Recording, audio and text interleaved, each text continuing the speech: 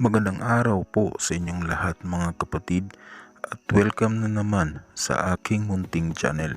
Sa bidyong ito ay mayroon na naman po akong ituturo sa inyong isa na naman pong karunungan at ang karunungan pong ito ay magagamit po ninyo upang makaawa po na patawarin ninyo ang inyong mga asawa o partner na nakagawa po ng kasalanan sa inyo.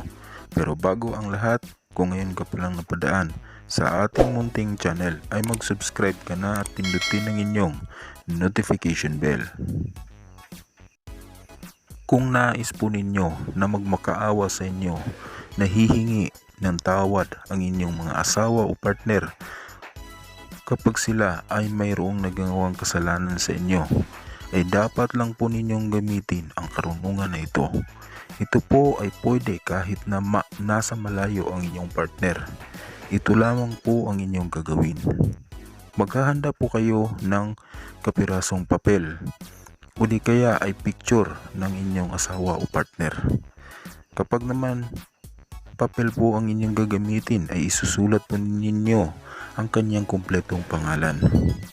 Kapag picture naman po ang inyong gagamitin, ay sa likod po ng kanyang picture ay isulat din po ang kanyang tunay na pangalan. Pagkatapos ay inyo pong uusalin ang kanyang kumpletong pangalan ng 7 ulit at sasabihin po ninyo ang orasyon na ito.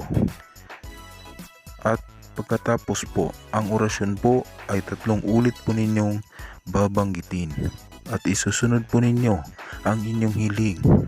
Kayo po ang bahala sa hiling. Ang hiling po ay tulad nito. Ikaw ay magmamakaawa at hihingi ng tawad sa akin sa iyong nagawang kasalanan sa lalong madaling panahon. Banggitin yan ng 3 ulit. Maaari din po na kayo na ang gagawa ng hiling ninyo kung ano ang gusto ninyong mangyari.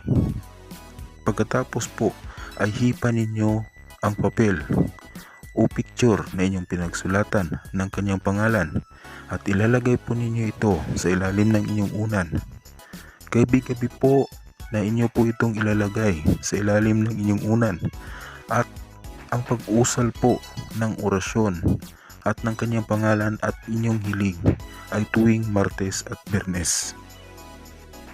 At aasahan po ninyo na kapag tumalab na po sa kanya ang iyong ginawa ay magmamakaawa po ito at hihingi ng tawad sa inyo sa kanyang nagawang kasalanan. Ito po pala ang mahiwagang salita na inyong gagamitin. Norca Hase Binese. Yan po ang mahiwagang salita na inyong babanggitin ng 3 ulit. Kung hindi po naintindihan ay ulitin pong panoorin ang video upang inyo pong makuha ang proseso. Salamat po sa inyong lahat mga kapatid at paki-share at paki-like po ng video ito. Salamat po sa inyong lahat at God bless.